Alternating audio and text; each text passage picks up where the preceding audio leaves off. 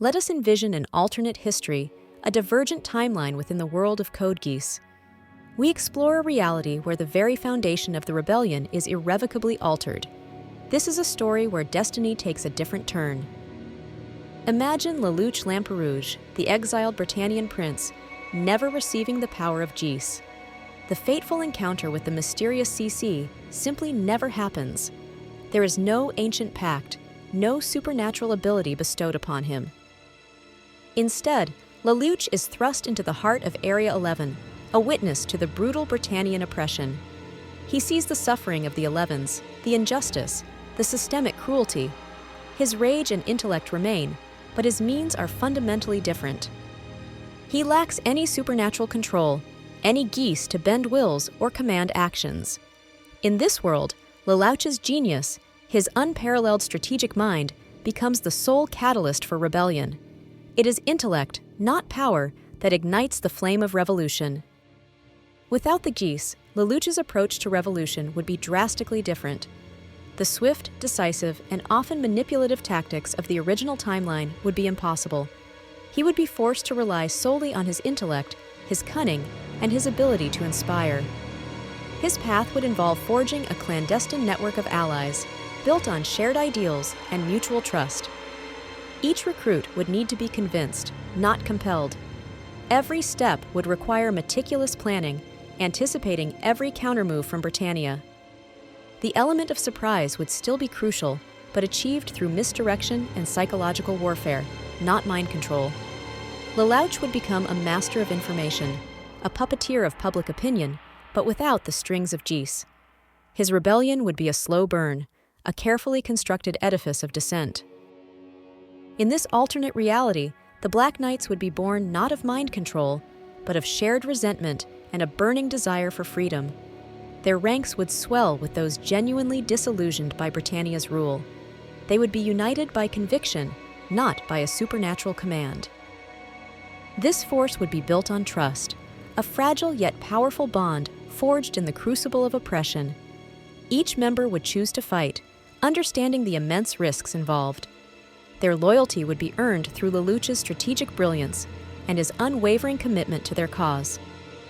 The Black Knights would become a true collective, a movement driven by the will of many.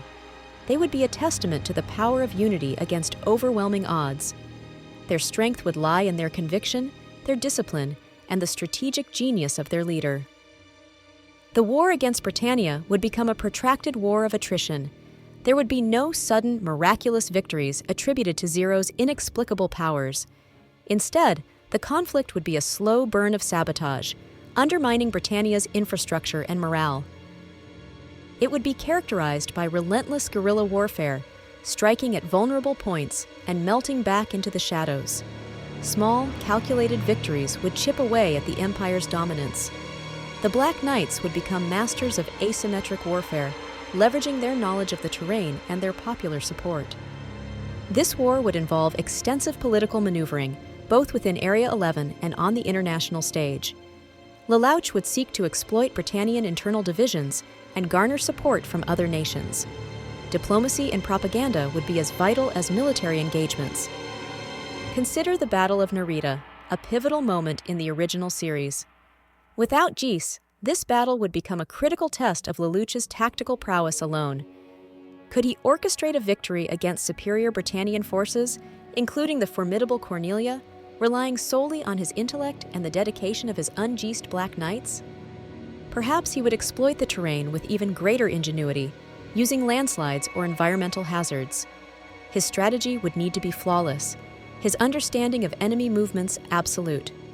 A victory here would be a monumental achievement, solidifying Zero's legend through sheer strategic brilliance.